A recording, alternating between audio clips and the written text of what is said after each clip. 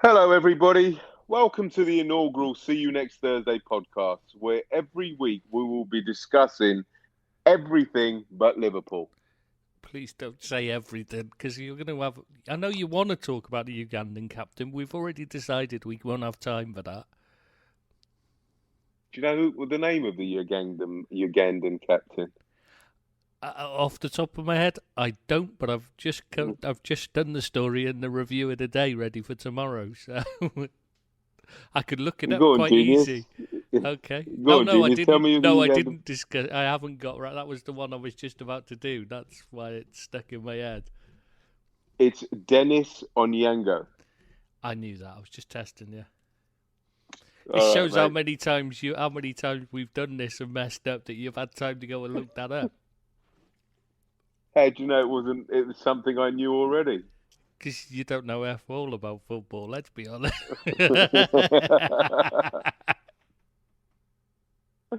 All right, mate. Let's crack on. Um, kind of this is the new podcast. It's a new dawn. I feel really, really cool, really, really special. I've got a tingly feeling. yeah, yeah, but that's nothing to do with a podcast. All right, mate. From Mulder to Cardiff, back to Mulder.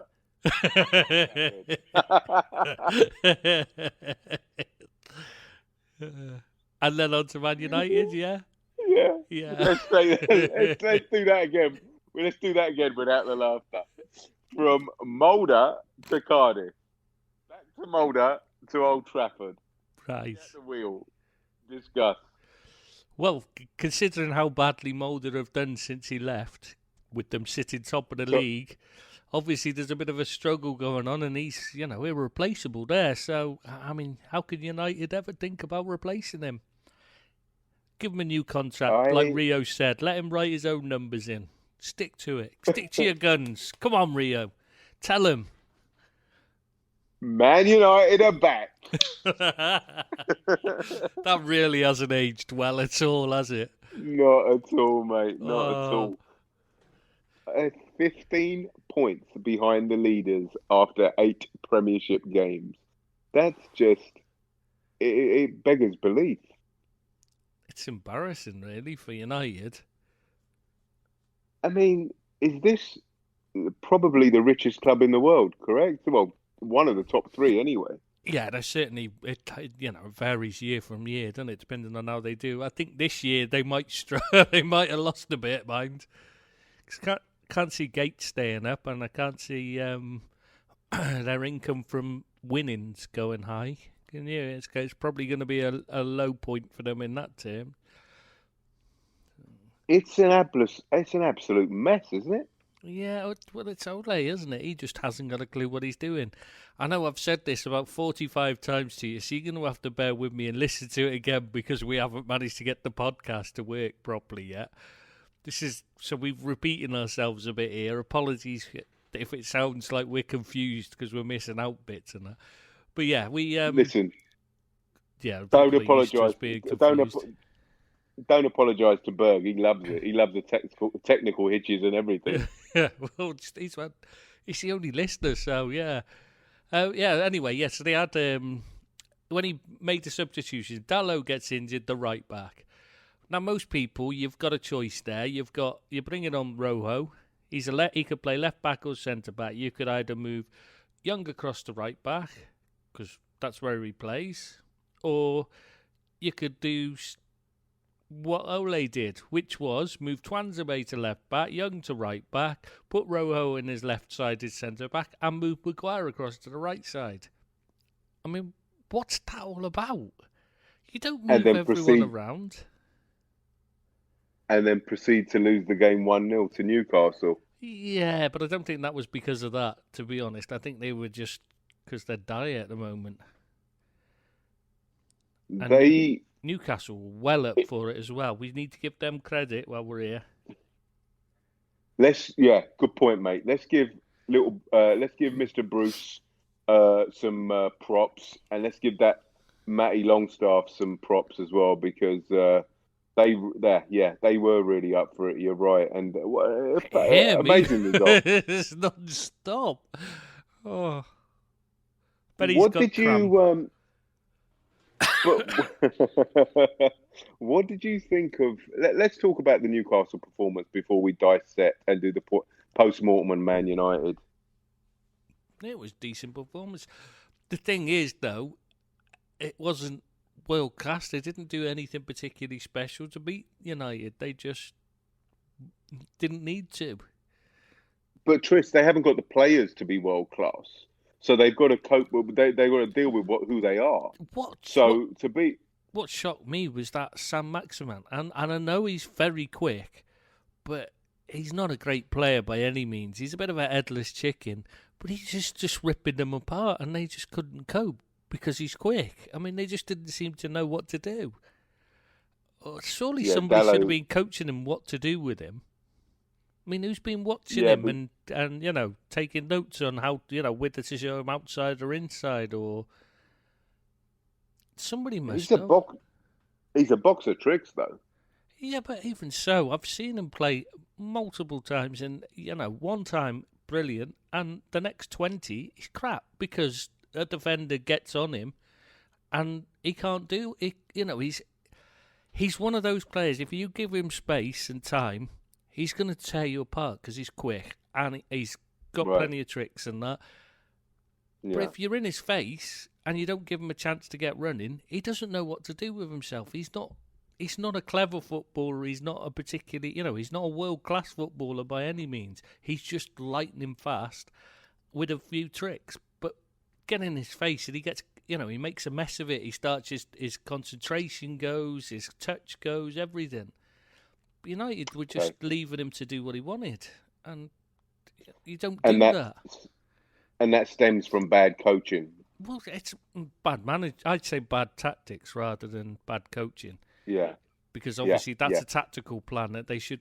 I mean, okay, yeah, because coaches should have worked on it, but the manager has to set the tactics and tell them what they want.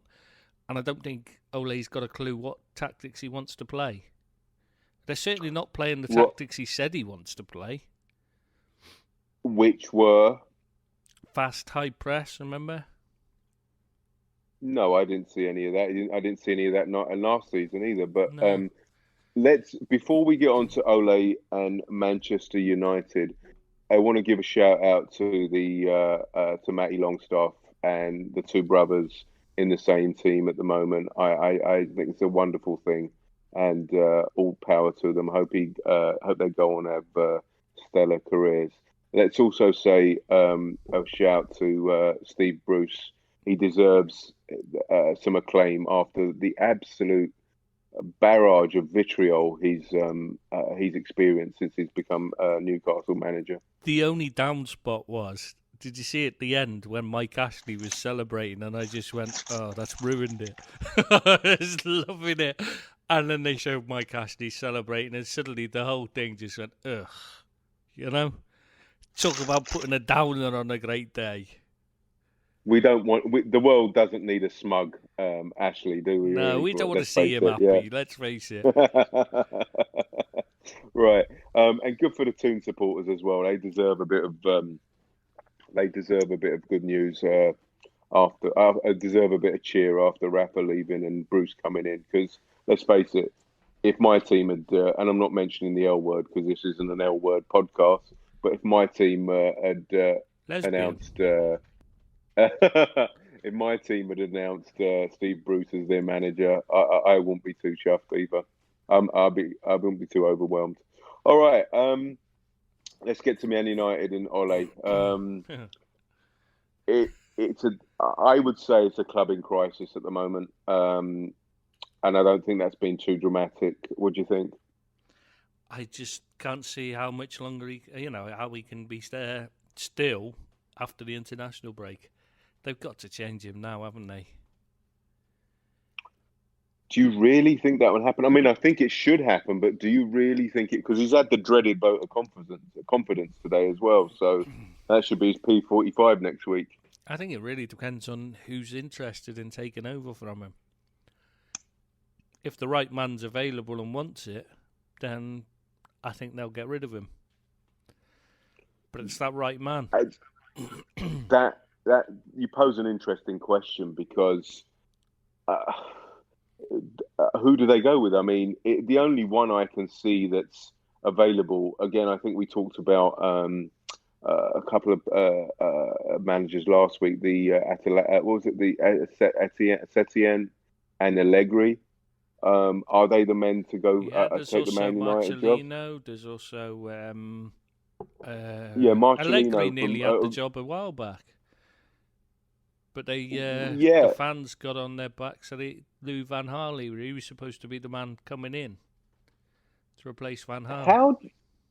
How do the fans um, put the kibosh on a Well, managerial look appointment? at it this way. Look at the way Newcastle is under Steve Bruce. When the fans are on the Right. manager's back, it's a really hard slog to get anything out of it. Anything from the team at all.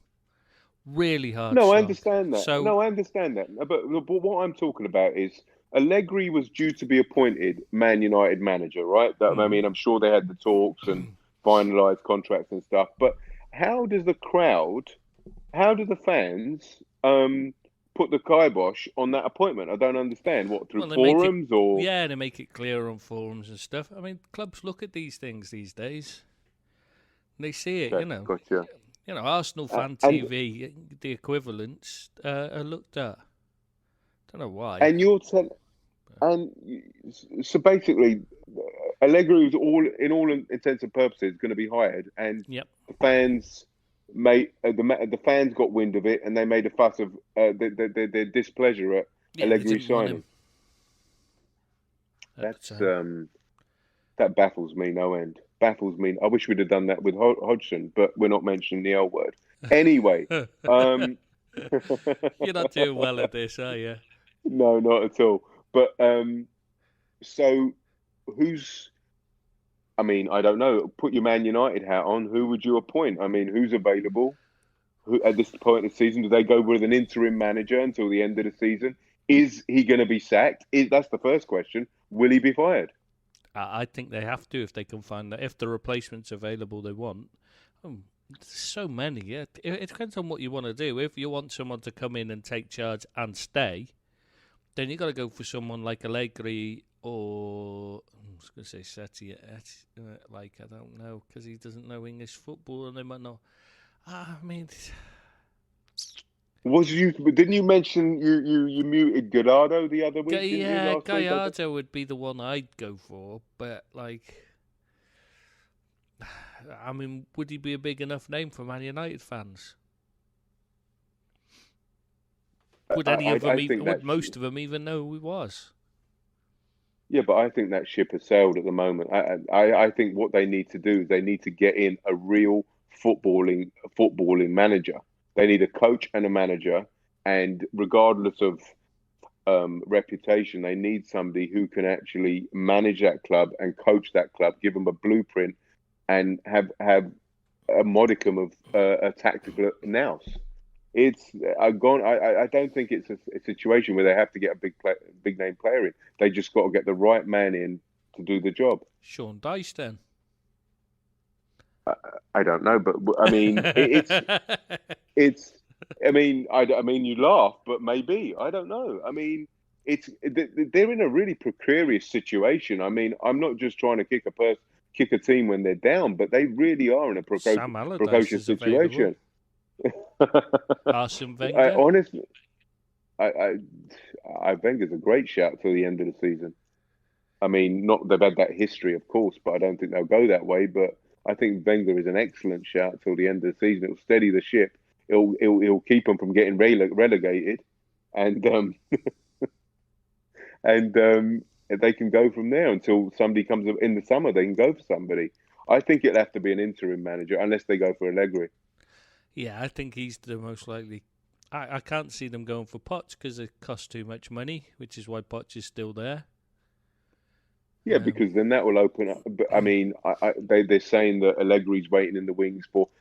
I mean, we're going to talk about Spurs in a minute, but I think that they're talking about a Mourinho to Spurs. I can't see that happening. No, that's not going to happen. But what's the fix at United? What is the fix? because I'm enjoying Gary Neville trying to defend Ole Gunnar Solskjaer every Monday and every Sunday. It's brilliant TV for me. I mean, I hope it continues because wouldn't Gary Neville just say didn't he say to Carragher that we're closer to you than winning the title? I don't know. I don't know what he's. Yeah, I think a few weeks ago he said, "Go." No, go on. I think he said to Carragher in a tweet or in a discussion, he said, Man United are closer than you think to winning the title, and we're closer than Liverpool are. And I think he was being serious about that as well. It wasn't Probably because he's not exactly known for his witticisms, is he? No, right. But yeah, it's up there with his coaching. Yeah, which is pretty much non-existent. Yeah. So what's the fix for United, mate? Tell it how it is. Well, the first thing they need, forget the manager. The important thing is they need someone to choose the manager. And that's where the problem lies, is they need someone to choose the manager and set the style of play, all that, a director of football. Someone to run the football side and take charge of it properly. And that's what they're lacking more than anything. A technical director or director of football, whatever you want to call him. That's the key. So fire Woodward from all things football. Just keep him to make them money on the commercial side. Do you know what? I know people say that, but how is he doing a good job at that even? I mean, not being funny, he's not exactly... He's got the biggest brand in the world at his disposal, and yet he's getting these crappy tractor firms that nobody's ever heard of sponsoring him. I mean, he should be getting the top tractor firm sponsoring them and paying the biggest money. But it should be, because they should be associated with the best and the brightest. It shouldn't be Chevrolet sponsoring them. It should be Rolls-Royce. You know what I mean? Yeah. They're making or Apple it into or Amazon. They're making it into a cut price brand. Really, that's what he's doing. He's putting in loads, but he's not. I mean, not being funny. I could go and do the deals he's done. It's not taken a great bit of skill, has it, to sell Man United, the biggest supported club in the world, selling them, playing in the Premier League, which is the most watched league in the world. It doesn't take a great job to sell them, does it? No, you're right. You make a salient point because they should be getting. I mean, they should be getting Real Madrid kind of commercial deals and Barcelona commercial deals. He shouldn't be near. He should be, if he's the CEO or whatever he is. I think he's CEO is his title. He shouldn't be near this. He should have a commercial director taking charge of that, and a technical director of football or whatever you want to call it taking charge of the other side. And he should be just overseeing. That's it. He shouldn't be doing the deals. So I find it a bit strange that he's in there doing it.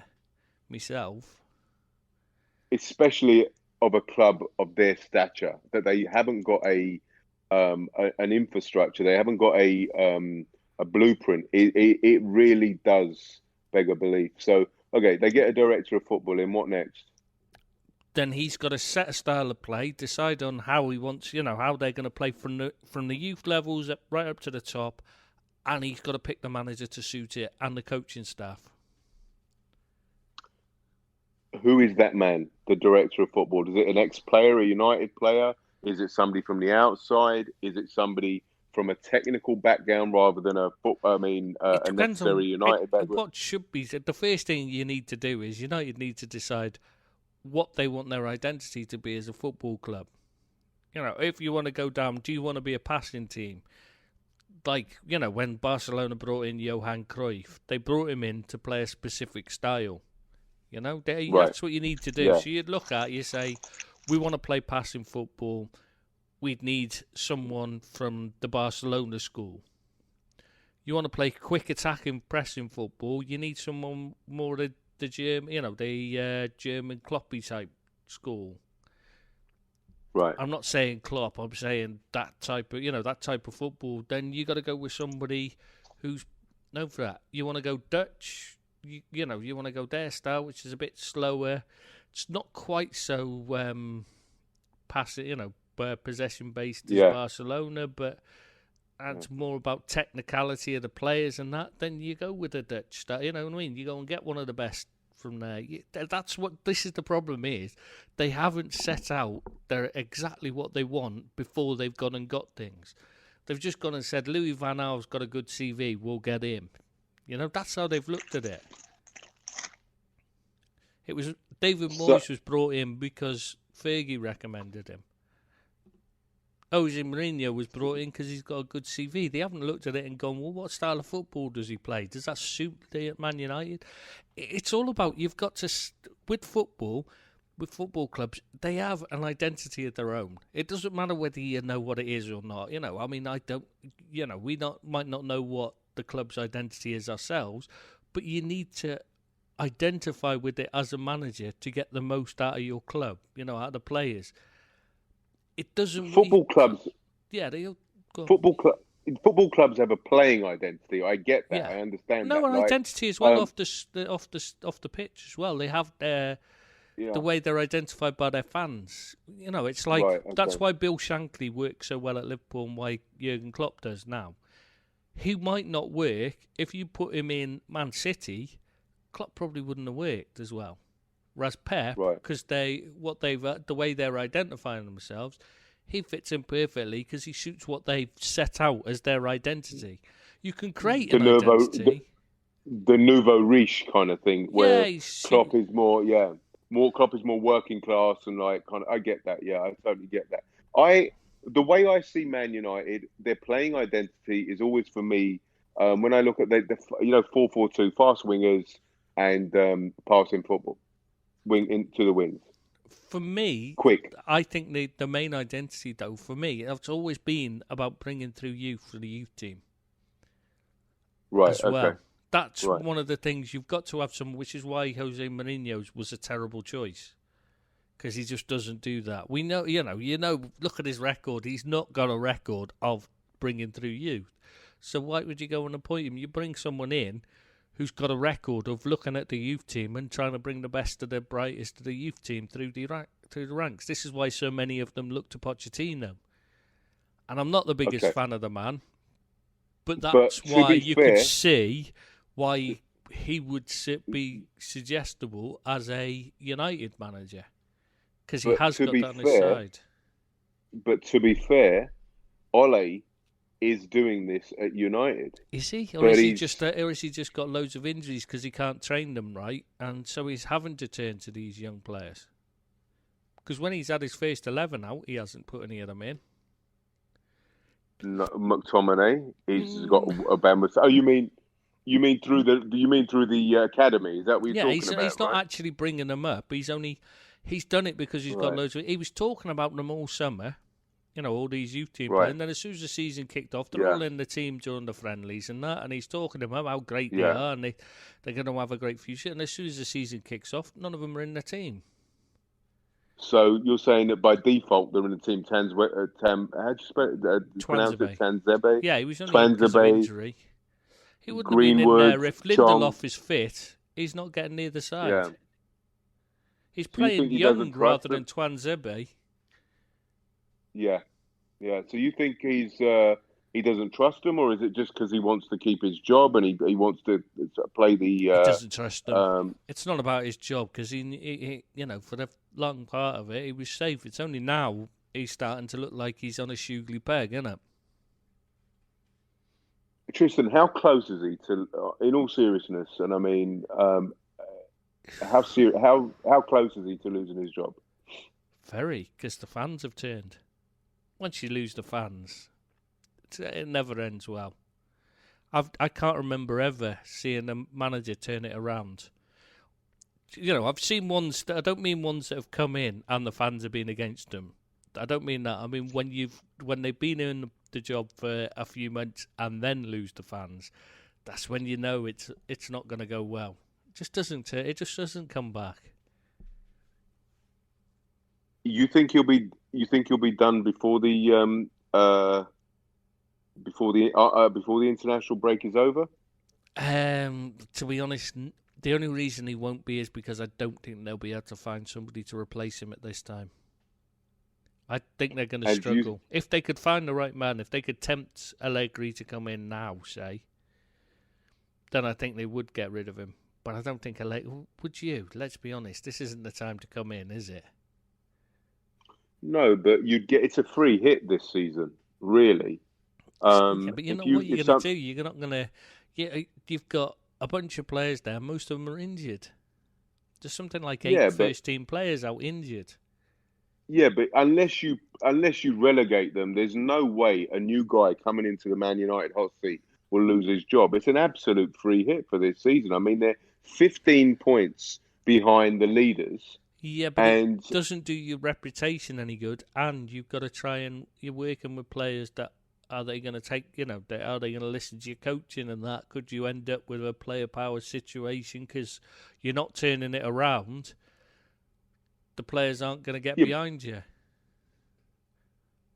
yeah, but let's be brutal here. The guy at the helm at the moment hasn't got a clue, No, right? he needs to So go. It is that simple. I mean, it's been obvious from the moment he was appointed. He's a cheerleader. He's not a manager. He's there he because says the he right says the things. right things. Yeah, Yeah, yeah, and and the what's fans confounding loved him. yeah, and what's confounding is the fact that all his buddies that are in played with him are like they're his cheerleaders because they can. Well, they're obviously getting benefits, whatever it is. But his next 5 games are against the L word, right? So conceivably, if Leicester. if Liverpool, if Ah. if Liverpool beat them up, that's the first game back after the international break, right? So it's conceivable. Liverpool beat him. Liverpool beat United after the international break. He loses his job. Okay, if he doesn't, right, that would be interesting because the last manager lost his job after Liverpool beat him as well. So that was Jose. Yeah, So it's too. That's it's too big a thing to lose to Liverpool when you're Man United manager. It's a huge exactly, thing. yeah, and yeah. So let's say if he doesn't lose his job, right, in the international break, yeah, Liverpool play him the first game back on the 20th, right? So conceivably, if we give him a hiding, right, I think that will be the last straw. But if he doesn't, again, if he keeps his job or he beats Liverpool, whatever, he's got Norwich, right? That's not an easy game. I don't care that they're where they are on the table. Norwich is not easy game. He's got Bournemouth, he's got Brighton, he's got Sheffield United, and he's got Villa. Doesn't sound a bad run to me on paper. They'd be the ones you'd I expect think. to win if you were looking at it Oh, on I don't- paper. I'm saying if you were I- Man United of old, they're the ones you'd yeah, expect to win. Except but obviously it's the not first Man one. United of old. Yeah. It's a completely different Man United. It's a Man United that are mediocre at best. I mean, mediocre is What's a bit harsh on mediocre, isn't it? yeah, exactly. So I'm honestly, I am not just saying this to jump on any kind of a bandwagon, but I honestly think if we beat them and he keeps his job, he's going to go between Norwich and Villa because he's got Norwich, Bournemouth, Brighton, Sheffield United, and Villa. Yeah, And that's the time to bring that, someone in. yeah, exactly. I would have thought there's discussions going on at the moment because, I mean, it's damning. It really is. After 8 games, what's happening there? And I don't think it would be a knee-jerk reaction either if they got rid of him. He's just way out of his depth, and he's a likable guy, clearly. You know. Well, I like him. Yeah, I mean, He's one of my favourite ever Man United former players, to be honest. Right now. yeah, but right now, I love him. yeah. But I mean, how long do you think this is going to take to arrest this this decline? It depends. You get it right, you can get lucky and turn it around quickly. But the thing is, Yeah. if it's so rare that happens, and it's a long-term fix.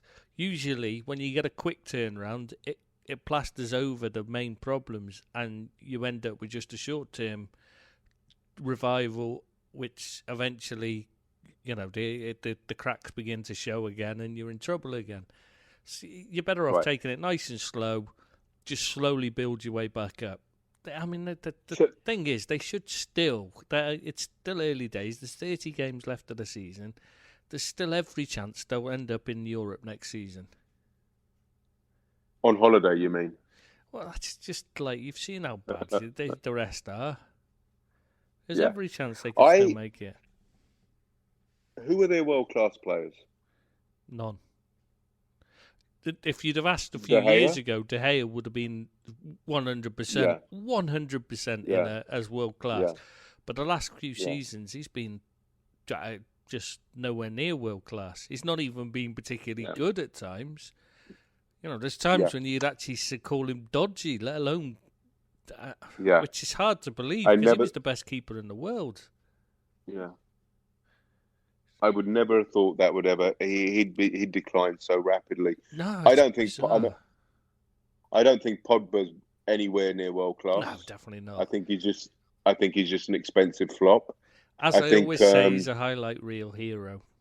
Looks great in highlight reels, but that's all he does. 5 seconds clips. That's it. That's his entire game. That's 90 minutes of him. You can put it into a 5-second compilation, and that's it. That's his entire contribution. He'll definitely be gone come summer, if not January, correct? If he gets his way, yeah. He didn't want to be there this year. Yeah. Who else in terms of their talent have they got? I'm just trying to... Well, yeah, I forgot about him, yeah. I mean, I'm just trying to cling on to some hope. Dalot's got potential there. He had it when he came in, the Portuguese kid. Yeah, he was a good signing by Mourinho. I mean, I'm just trying to I'm trying to just offer any crumbs of encouragement to United fans out there. Because I don't rate McTominay, to be honest with you. Well, I quite like McTominay. I don't think he's world class by any means, but I think he's a very decent Premier League midfielder. I think he's a squad player. I think he's a good squad player. You need those players, though. He's not. He's never going to be world class, but he's a very good Premier League midfielder. Martial's a goal scorer, but he's injured. But he doesn't do the problem with him is he doesn't do enough. Rashford's just lost his way completely, and he needs help desperately. I feel so sorry for that kid. At the moment, he needs somebody. He needs a proper coach to put his arm around him and tell him how good he is. Don't worry, he's got Gareth Southgate for the next 2 weeks. He'll be fine. Can you imagine Gareth Southgate and Ole Gunnar Solskjaer? Gareth Southgate, he could get the Man United goal, yeah. Even as a non-Man United fan, I shudder at the thought of Southgate taking over. But I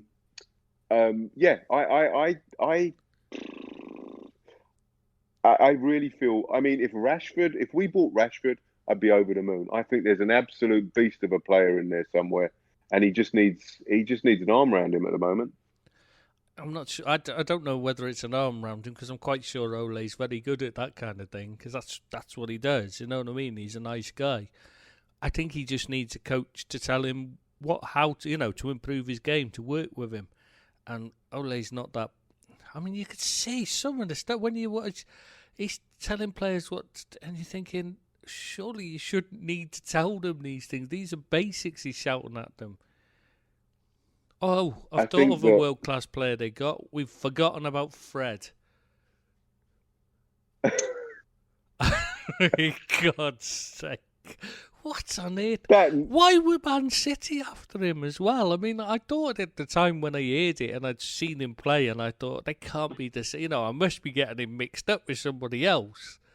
Thought it was somebody else they were after. And then Man United step in and pay 50-odd million for him, and he can't even do the basics. I just don't get it. What did they see in him? I don't know how you can take somebody called Fred seriously. I really don't. I mean, They paid his YouTube channel 52. was very popular at one Yeah, time. yeah. They pay 52 million for him, and they sidestepped Fabinho for him. I mean, So it's a great decision then. Yeah, see, I'm fully in favour of that decision. unbelievable, mate. They've made some ridiculously expensive mistakes, and you're right. They just need somebody crying out to just take that club by the shrug of the neck and just branch to. Obviously, need to overhaul the recruitment as well. Clearly, yeah, it needs top to bottom. It needs changing. I don't get. I mean, this summer they tried to go for this British identity, but sometimes you have to say, Maguire's shit. Let's go for somebody else. Okay, he's not British, but at least he'll be able to defend. What's the issue there? Why do you carry on and then pay a world record fee for somebody who's crap? I just don't get it. He missed an absolute gimme on Saturday. That header, did you see it? That's what you expect of him. I'm not being funny. I know people love him and think he's great and raved about him at Leicester, but every time I watch him, I just think the guy's crap. He's one of the worst positions. He's got woeful positional sense. He's constantly in the wrong position, and he's just not a particularly good player. He's not bad on the ball, but he's just not a good defender. Have you noticed how the pundits have stopped advocating for him because they just can't, because he's not playing well, and they just can't. But he wasn't playing well before. But they kept making up crap about how great he was. I just don't understand it. It was interesting that during the commentary on United Newcastle game, the commentator said that Steve Bruce bought him to Hull for $5 million, and he was sold to United for his current team for $100 million. It was just like startling. I'm a bit peeved that City didn't buy him. Actually, that would have been really that'd have been brilliant. That'd have made life much easier to win the Premiership. Then again, they'd have actually had defenders then. Yeah.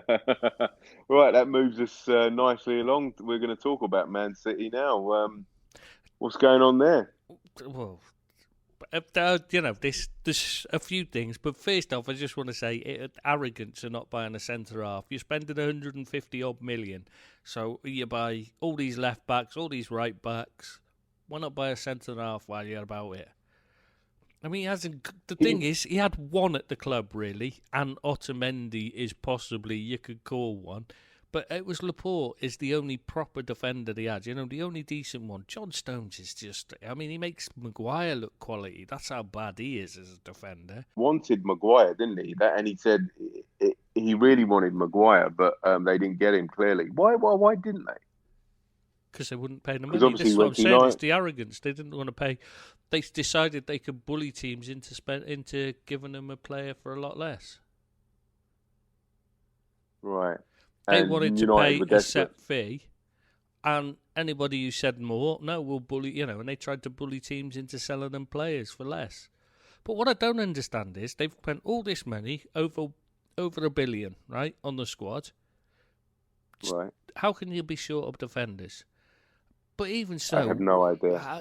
Even if you are short of a defender, they've spent enormous sums on the youth team as well that doesn't get mentioned, doesn't get called up. But they've absolutely packed the ranks with players they brought in from all over the world that they paid a lot of money for, and they pay high wages to. And yet, none of them are getting a chance. I mean, surely one of them must be good enough. What's the point in the youth team? Why is that? Why aren't they getting a chance? What is the issue? Pep just doesn't trust them, does he? I don't know why. I don't know what's the issue. Because one did play the other week, and he got one game in, and he was good. So then he goes back to Fernandinho. Probably a lot to do with Fernandinho being able to get away with as many fouls as he wants. That has a lot. Probably to you. I mean, joking aside, that is probably a very good point you make, because I know you've been harping on about it for seasons and seasons and seasons about Fernandinho's just copious fouling all game, all match, and I never really picked up on it. But against on at the weekend, it was glaringly obvious how many fouls he actually commits. It was ridiculous. It was ludicrous. Yeah, and he gets one yellow card in the entire match, and you're thinking every single one of them could have been a yellow card or should have been a yellow card, but he doesn't get called up for it. How? I don't understand though, but they're real callous fouls, some of them. I mean, they're like, some of them are quite nasty and Yeah. sneaky as well. It's one of the things I've never understood. It's a standing joke. He would have to castrate someone with a rusty hacksaw to get a booking. It is like if he decapitated someone and then started hollowing out the head to wear as a helmet, he'd still probably only get a booking. The guy's I just mean, untouchable. I don't get it. he was raping some of those forwards on at the weekend, and he was getting away with everything. It was ridiculous. I mean, I couldn't believe my eyes, and that's when I realised that he really does. I mean, I thought you were talking not a load of bunkum when you were saying that he was persistently, and it just adds up. It adds up, and he just realised, yeah, he actually is a habitual fouler. Yeah, and you don't mind if a player's habitually fouling and the referee's pulling him up for it, but most of the time he's not even given a free kick, and I mean, and the referee's not seeing it. I mean, and so can't book him. But the referee's giving free kick after free kick against him. You're thinking eventually he's going to book him, surely. Yeah, because isn't there a law where you have to? Yeah, it tots up. I Persistent mean, fouling's usually given as persistent a fouling. Yeah, yeah. exactly. Yeah, and he gets away with it. I'll be looking out with that for that definitely. All right, mate. Are they So are they as good?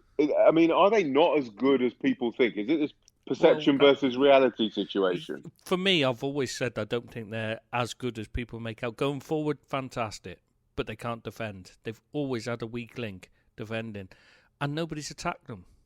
So nobody's ever, nobody's taken a chance and gone, you know what, we may as well go at them, give it a go, because what have we got to lose? If you sit back, they'll just score 7 or 8 past you. But if you go at them, at least you've got a chance of putting one past them and maybe sneaking a win. But teams never seem to do that. And then this year, Norwich has done it, and now Wolves, giving them a go. I mean, if you let Adam Traore score 2 goals against you, you must have a pretty weak defence. Let's face it. To be fair, that was great play by Jimenez for both of them goals. Oh, Jimenez is a class act. I love that Yeah, guy. I I like remember him. texting you. I We were remember on. texting you when he Go on. go. No, we'll test No, him. I He's, remember texting you when him on texting. Saturday during the game. Yeah, and saying how I'd love to have Jimenez at Liverpool. Yeah, he's a good player. He'd be the closest thing I've seen to to place. We're not supposed to be talking about Liverpool, but the closest thing I've seen Yeah, to Bobby Firmino. I feel So really naughty if I bring up Liverpool. I really yeah, do. I feel like I feel filthy. you love it. So yeah, let's again all salute and hats off to Wolves and Santos for an excellent performance. And Yeah, they're starting to come they together now, aren't they? yeah, and they are a proper team. I really like that manager. He's got a real I don't give a fuck attitude. I love it. I really do, and he's a bit of breath of fresh air for the Premiership, and more power to him. I really really like him.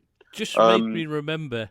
Just thinking about. Do you remember when they played them in the cup when Wolves were still in the Championship before they got promoted? yeah, I remember. Do you remember Yeah, Pep was moaning it was the ball that stopped them beating them? Remember they couldn't score, and it yeah. was all because of the ball, apparently.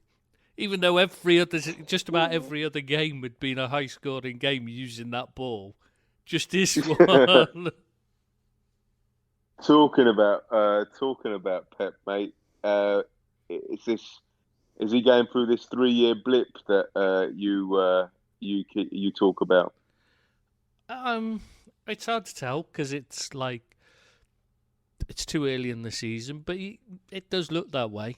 For me, what happens is they start off well. He comes in, sweeps them clean, gets them playing brilliantly because he's fresh air and all that. It's new and that. After a while, the players start to get fed up of him constantly over their shoulder, micromanaging everything. And it stops being fun and fresh and exciting, and it starts to become tiresome because it's constant repetition of the same things over and over again in training. I mean, it's constant these rondos they do and all that. It's just the same thing. They get bored. What's a rondo? What's a rondo? Oh, mate, you must know what a rondo is. The pass, where they pass it around to get there quickly while one set. It's usually, if I remember rightly, it's usually one in the middle. So to explain to me. Jesus, I'm trying to think how to explain. That's the problem I've got, is how to explain it simply is the problem. I've never been so patronised in my life. No, it's not for you. I'm talking about because I'm not good at explaining things. This is the problem. When I write it down, right, okay. you can write it down. Oh, right, yeah. Yeah, and you can think about it. You can read it through and say, "Oh no, that doesn't make sense."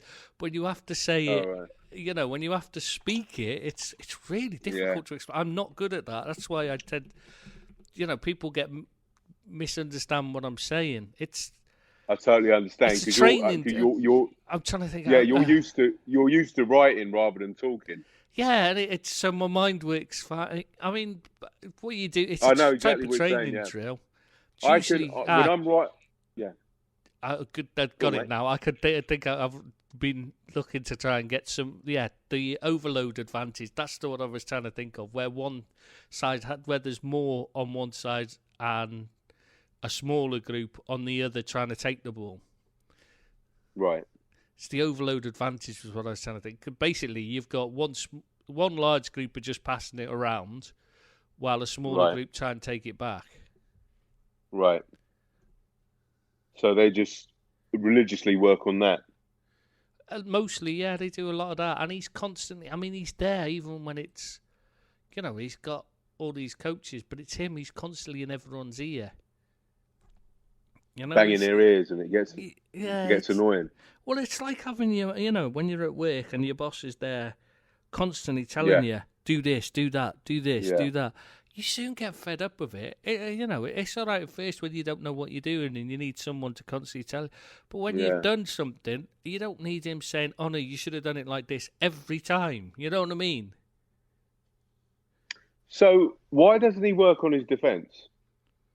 Because he doesn't believe he needs to. He believes possession is more important. Keep the ball enough, score enough, and you don't need to worry about it. Doesn't train tackling, remember? Crazy. They're 8 points behind the leaders, and after 8 games, surely they've got enough to turn it around. It's early days. 30 games left. Plenty of time to turn that around. Yeah, and let's be honest. If anyone can, they can go on a 25-game run without any problems. The only thing is now their invincibility's gone, other teams looking at it thinking we got a chance here. Yeah. Whereas last season they were going into a game and the other team were going, "Oh God, we're going to lose." Exactly. So the teams really do think like that, right? Yeah, in a footballing sense, even if they don't actually, say it out loud and don't feel, pretend they don't, they might get full of bluster and that, and deep down they think, "Oh God, we're going to get Hyde and it's City today." So they'll be in the dressing rooms up and down the country, and people are playing City. They'll be like in the dressing room saying, "Come on, lads, we can have these." They lost to Wolves. Norwich, they lost. I think they need to be attacked. Norwich. We will attack them and they'll fold.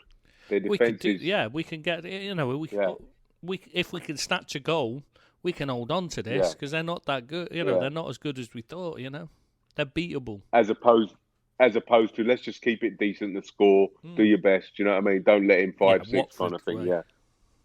Yeah, gotcha. All right, mate. Let's talk about Spurs because. As like United, I think they really are a club in crisis. They're 13 points behind the leaders after 8 games. And I really do believe it's a mini crisis or a major crisis there. Major for me. Yeah, it's not a happy ship down there. Um, where do we start? I mean, I suppose we have to start with, is it, should we go at the top, Levy or Poch? Well, he's the problem, the biggest problem they've got, Why is he the problem? because nobody wants to deal with him. Why do you think they didn't buy any players to see? Not this summer, but the summer before in the January. It's not because they didn't try and buy players. It's because nobody wants to deal with Daniel Levy. Because, They've got money. I mean, I've seen people saying, "Oh, it must be because they've got no money because of the stadium." It's not true. There's money there, but Daniel Levy's a problem. You can't deal with him. You can't make a deal with him. He's really, really difficult. what in what sense does he try and, is it penny pinching? Is it trying to get Yeah, he's trying to get. He's gone gone beyond penny pinching, mate. It's just ridiculous, right, and nobody. I mean, there's only so much you can deal with somebody like that before you say, "Well, I may as well just sell him elsewhere." When you're a right, Premier League okay, yeah, club, most clubs look at you and think yeah, you've got more money, so you can get more from him. But when it's Daniel right, Levy, they know they could go to Italy and get more money from him. So why even talk to him? yeah, What's the point? yeah. No, I get that because if Spurs are looking at your player, there's going to be other clubs looking at your player that'll pay more than Spurs. Yeah, yeah, Yeah, that's true. and added to that, he then pinches on the wages he offers players, so players don't want to come and sign for him. Because why go there for that amount when you could go somewhere else for as much? And you could get another 20 grand a week more or something. Well, even if you don't get more, you could go somewhere you've actually got a chance of winning something. Gotcha. Yeah. Because I mean, that added was to the. what was the player that there was a player this last God, who was it? They tried to buy someone. Hang on, I'm going to find it now. They tried to buy someone, and Bruno Fernandes in the summer. Oh, from Porto. Yeah, Oh, no, Sporting Lisbon. Sporting Lisbon. no, Sporting, the Club de Portugal. There's no Lisbon in the name at all. Why do people always say that? There's no Lisbon in their name, It's Sporting Club de Portugal. Oh, thanks for every day's a school day. Yeah, it's just one of those things that annoys me because people always say Sporting Lisbon and they're not Sporting Lisbon. There's no Lisbon in their name at all. I don't know where that's come from. It's really weird.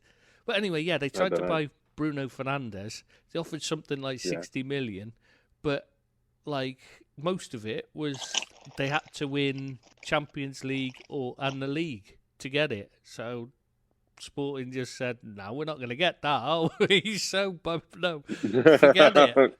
Honestly, that's what the president's come out and said. That's why he turned down their offer. So, and he made it life difficult for Poch to leave this summer as well, didn't he? Well, they've got a huge amount, a huge 35 million or something amount if he goes. He stands to. If they sack him, they have to pay him. Right.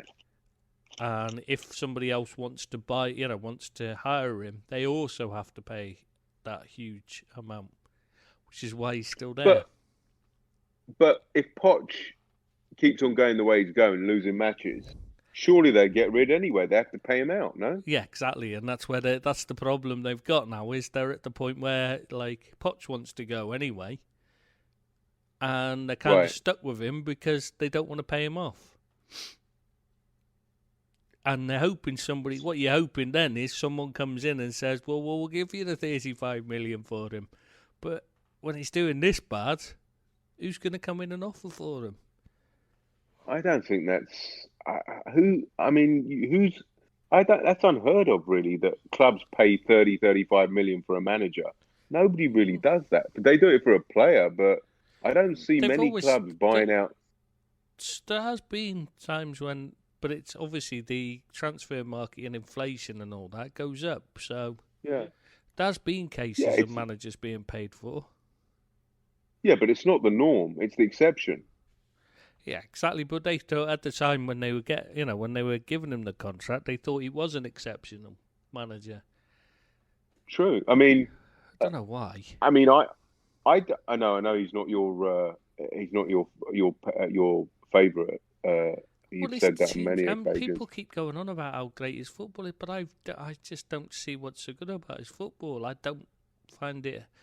I don't find him particularly good to watch. He tends to have players that are overly physical rather than skillful. I mean, you look at players like Davis and Sanchez, they're crap.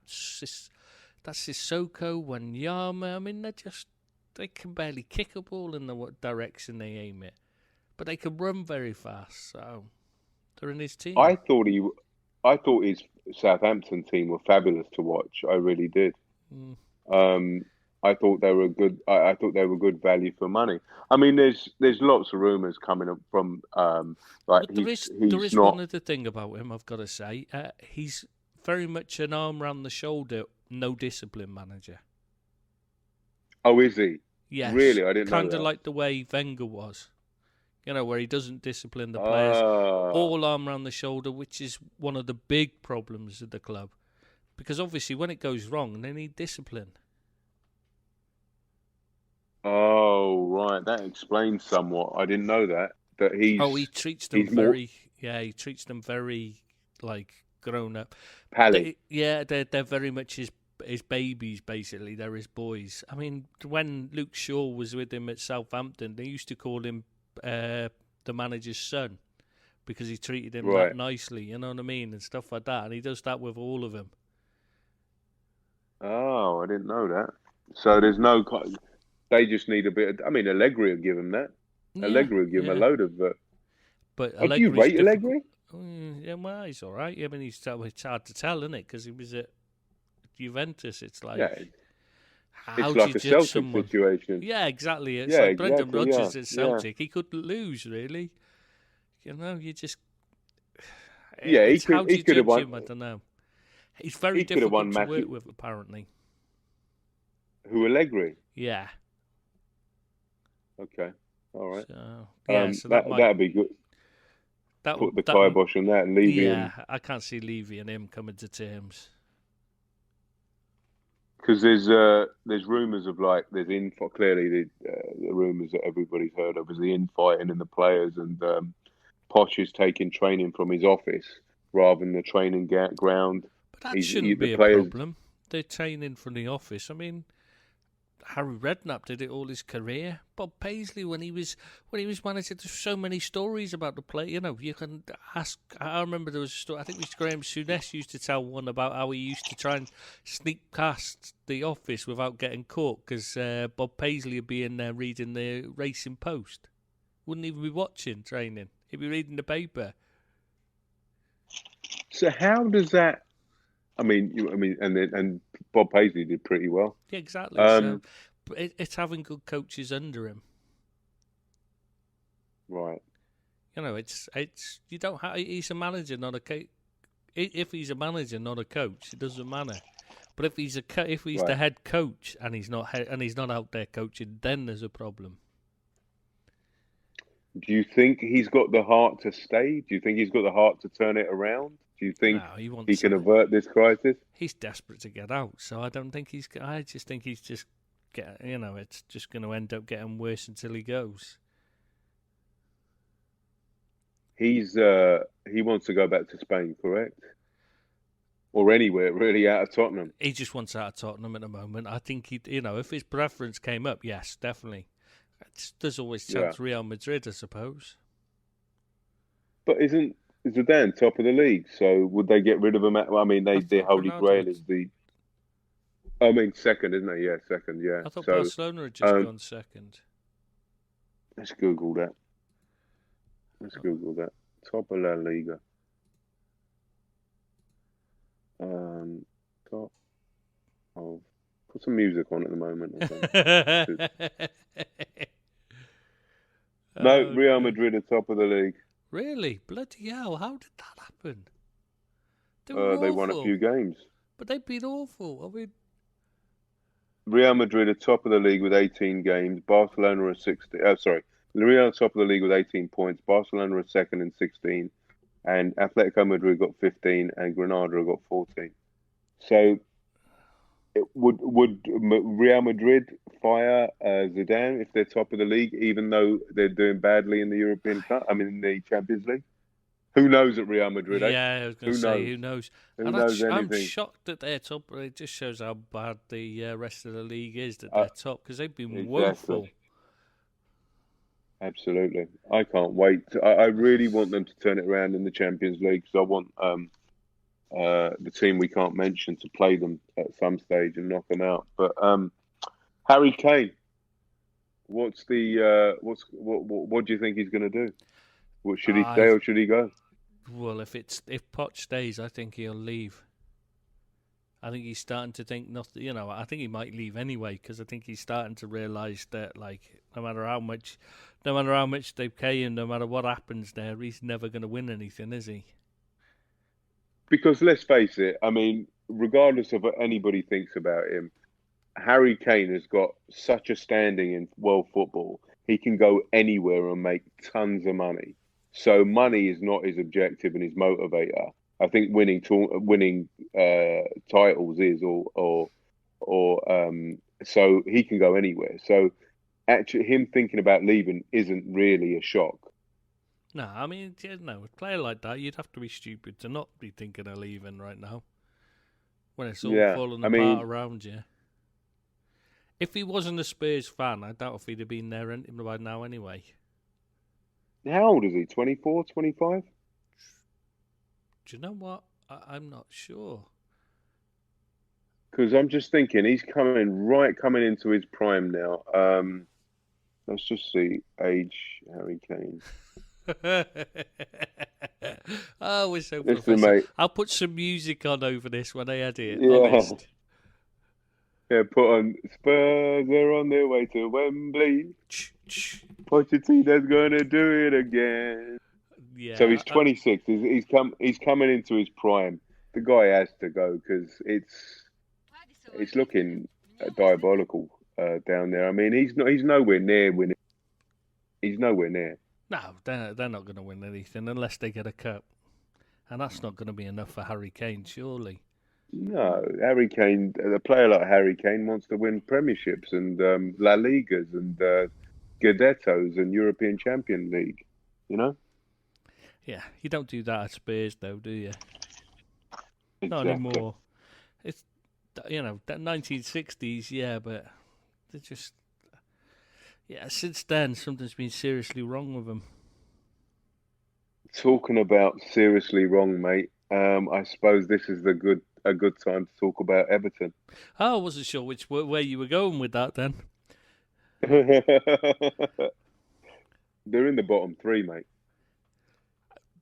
I'm not sure what's so wrong with that, personally, No, just kidding. I'd love to see, for me, at the best times were when it was them and us fighting out for it. So, yeah, it's not right seeing that.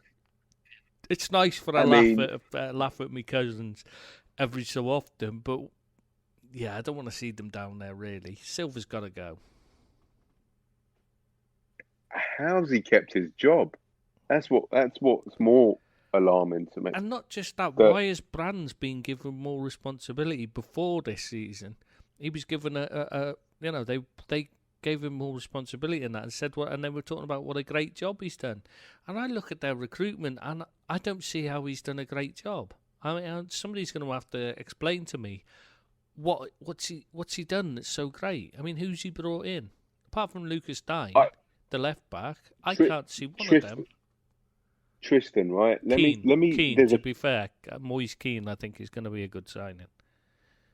Let's look at the common denominator in all the conversations we've had about all these teams in freefall, right? The common denominator is that they've all rewarded mediocrity. Do you know what I mean? They've all of them. So it's not a coincidence. But it is bizarre because, like, why did they were raving about the job he's done, this Brands, and you look at it and you think, could somebody explain to me? I mean, Iwobi, Walcott. Oh, I don't know what was going on there.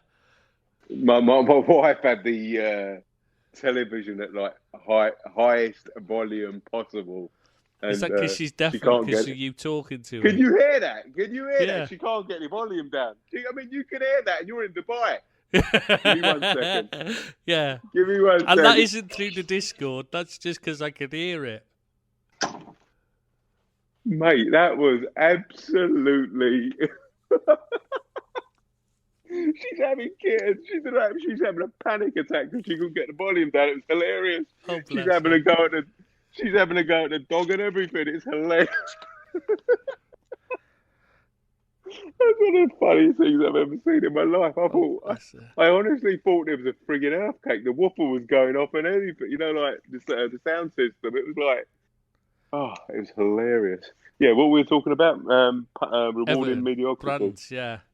I mean, Yeah. why would you give him, when he signed Iwobi and Walcott from Arsenal, why would you give him a new contract and more responsibility?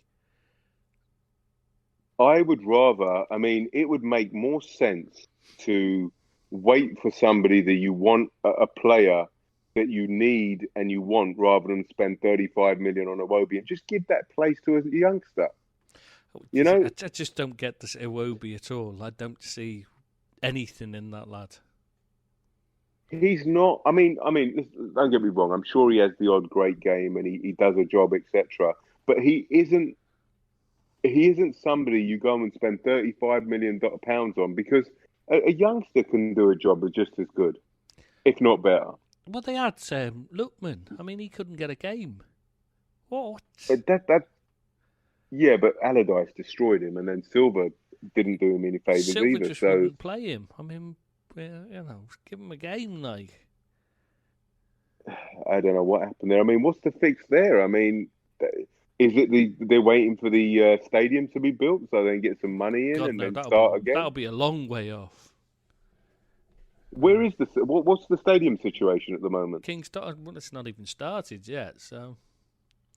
No, it hasn't started. But have they they've got planning permission? They've got building permission. Not full permission yet. No, it's only in the early planning stages now. They've put out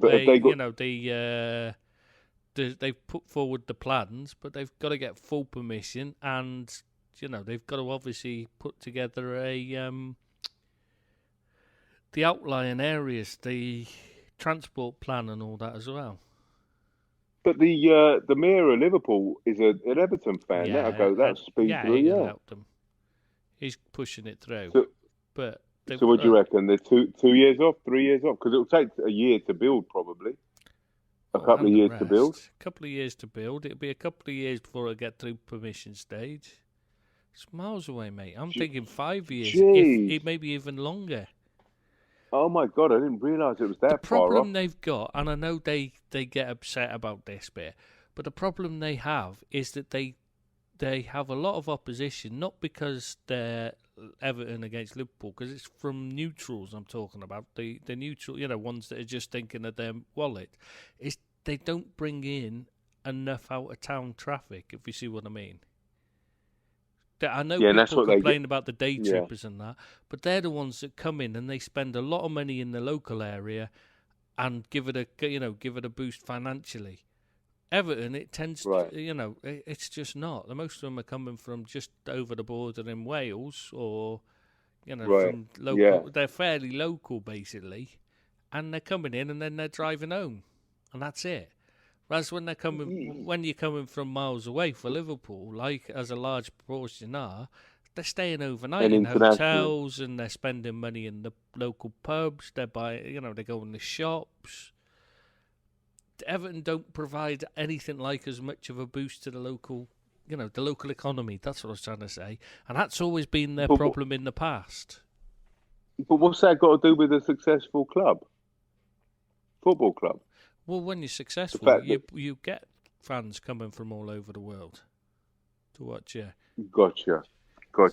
So I was just thinking that, I it's understand now. It's a chicken and egg situation, though, because once you start having success, they come along anyway. But how do you get the success in the first place to attract them? So these owners, have they got? Has he got money, Moshri, or is he just waiting to? It depends on who you speak to. Because Right. in the past, he certainly. I mean, he was Usmanov's accountant, and doesn't seem to have had any real money until all of a sudden, and then he's buying Everton and spending huge sums on it. But there's no record of him being rich before that, other than what he's been given by Usmanov. I'm picking up what you're laying down there, mate. But they haven't seemed to have spent much on Everton. He spent a fair bit. Look at the play. I mean, they've not exactly recouped a lot, have they, in sales? It's all outlay. True. They've spent heavily right now. Because they're not at the position. The problem is, as well, when you're not having success, your player value's low. So when you're buying better players, unless you buy cheap players and improve them, if you spend money and your players don't, and your team doesn't succeed, your players' value doesn't go up. So when you sell them off, you're losing money. So and they're stuck in a difficult situation. It's a tough one because they've got to change the recruitment for starters. Brands is not doing. I don't know why so many people think he is. I think he's doing a terrible job there. Buys the wrong players, keeps buying similar types of players for the same position when they don't need to. And I know a lot of that comes from the manager as well, who wants these type of players. But he's the one that should be saying to him, well, no, you've already got 16 right wingers. Why do you need another one? Walcott was a shocking signing. Shocking. Yeah, exactly. I mean, it's just a mess what they've done. I mean, and then you've got the manager anyway. He's got some players there that he just refuses to use for no reason I can see whatsoever. I mean, Tosun did well in Turkey. He was scoring goals in the European competitions for fun. So he can't be that bad, but he can't get a look in. Even when when they're struggling. So A, will Silva keep his job, and B, what's the fix there? Again, he's gone. It's just a matter of time with this is the thing right now. There's 3 of them, and it's just a matter of time how long they last, isn't it? Rather than if they'll go. It's just if they'll go. It's just when. Yeah, it's just when. And the problem is they're not going to fix the problem because it's not just Silva. I mean, Silva, we know what he does wrong. He can't organise a defence. But right now he can't even get them playing well going forward either. So which was his strength. Yeah, exactly. So he's in real trouble, and they can't defend a set piece for love nor money. He's got no hope. But unless they change the recruitment, it doesn't matter who they bring in; they're going to be in trouble. It's shocking to see them in the bottom 3. To be honest with you, it's it really is. All right, mate. I know that everyone thought they'd be pushing for top 4 this season. The money they spent, or top 6 at least. Yeah, for sure. Yeah, it's there's only one. There's only one conclusion there that Silva will lose his job. Actually, there's a few of them. Look at the new the new Watford manager, Flores. Bottom of the pile. Yeah, but he come in, they were bottom, so I think he's got a while left yet. You think so? Yeah. I keep forgetting it's only 8 games. It's only 8 games gone as well. Yeah, so. Yeah, and he's literally only just come in. He's only had like 3 or 4 games, hasn't he? So. Yeah, exactly. Yeah. To make his mark. The Southampton manager as well, the German guy. Hasenhüttl, he's Austrian, isn't he? Yeah, Austrian. Sorry, my mistake. Yeah. He's They used to call him the Alpine Klopp, didn't they? But I don't see that again. Yeah, he had a bit of a purple patch when he came in, kept him up, etc. But now he's he just seems 17th. To be trying to be too clever. Bit Pep Guardiola, where he tries to do things that don't need to be done. If you see what I mean. Yeah, it's, to prove he's better, rather than gotcha, They've got this Kevin Danso, who's a defender. They put him. He Yeah. put him at right back the other day. Right, he's played Yeah. centre back and left back. Right. So play him at right back first. That doesn't work. But even worse, he moved the right back, Cedric, across the left back to accommodate him playing at right back. I mean, He's a good player, that Cedric. I like him. He's all right, but he's a right back. Why would you move a player who's played at left back across to right back so you can move the right back to left back? I mean, it doesn't make any sense. He's being clever for the sake of being clever, kind of thing. But that doesn't even seem clever, though, does it? I mean, he's trying to be clever for the sake of being clever. Yeah. You're right. It's a bizarre one. I mean, Danzo's known as a left back or centre back. Well, put him in one of them positions. Bizarre. Well, it's going to be. Yeah, mate, I agree. It's going to be an interesting season. Let's see how it unfolds in our not Liverpool podcast. The See You Next Thursday podcast. Mate, I know you wanted to talk. This is very close to your heart. We have a VAR controversy in Spain. I know, hard to believe there's a VAR controversry because it's worked so well in England. Yeah. I mean, Yeah. Exactly. Well, we've already seen that. We've seen the footage. Well, I'm assuming people have seen the footage of Real Madrid, where their player looked miles offside when you see the footage from across, that was in line pretty much on the TV. And then the VAR footage is released, and somehow they've managed to alter to switch the angle round enough that it makes it look like he's miles onside instead. And they put this dodgy line in. You mean the Perez VAR footage, you mean, right? Yeah, the one where he's clearly dotted. I mean, there's no way on earth it could be that much different. There's just no way. Yeah. I mean, the angle was worse than they were using, and it's far further out of line, so the calibration would be harder to... I mean, there's just no way. But yeah... You just couldn't even doctor that, could you? No, but worse is there's one... I mean, there's been a big controversy because the TV companies put...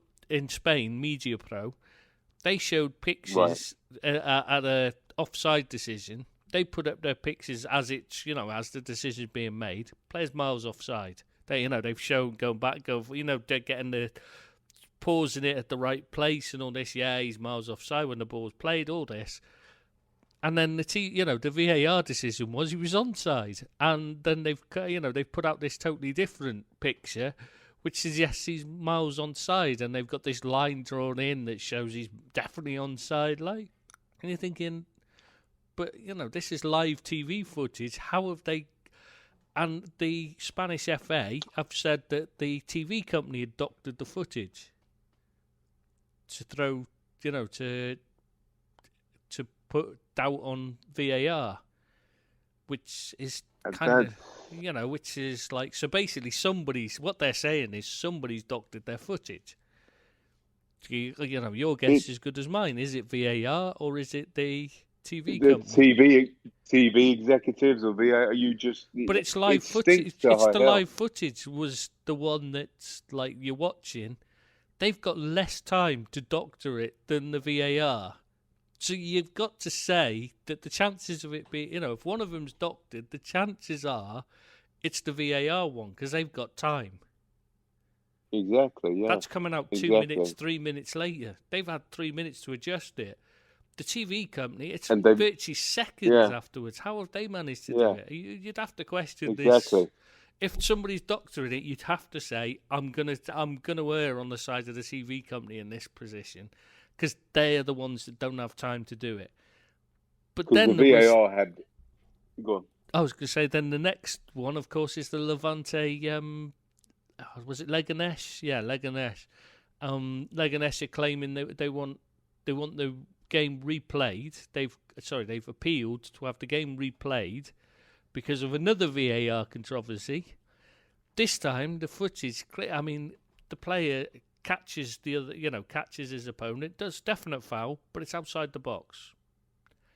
The referee gave a penalty, VAR said it was a penalty, or so they're saying, but the VAR communication system didn't work. They had somebody on a phone telling them shouting on the result, apparently. So like they're saying, well, if the communication says there shouldn't have been, it's clearly not a penalty. We want to, they've complained and they want it. They have an official complaint, and they want the game replayed, restarted from that 44th minute when the offence took place. Jesus, it was outside as well. When you see it, there's not even it's not a doubt. It's not in doubt. It is outside the box. It's not on the line. It's not nearly on the line. It's outside the box. Is there a chance of that game being replayed? No, because then they'd have to admit VAR got it wrong. Yeah, so there's no chance. Yeah. Yeah, it's not going to happen. With this other one, with the TV company being accused of doctoring the footage, you start to think there's some match fixing going on or something, isn't there? Absolutely, yeah, exactly. That's exactly where I was leading up to. It's the only conclusion you can think of, isn't it? Is that they're trying to match fix because somebody's doctoring the footage.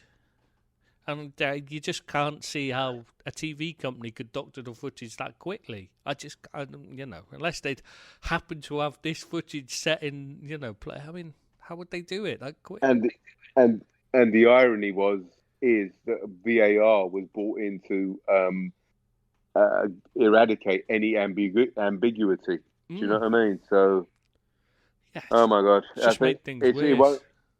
It's not the first time, and it won't be the last time we'll be talking about VAR this season.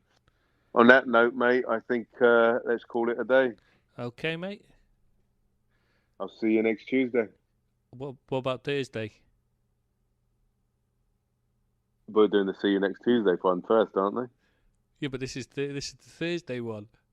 Oh yeah, I see what you mean. Yeah, I got you now. Never mind. My fault. You stupid. can really fuck up a good thing, can't you? Well done, you. It's not like I'm not sure it can count as a good thing when it's you on it. Let's be honest. See you next Tuesday, mate. Yeah. All right, take care, mate. Bye. Bye.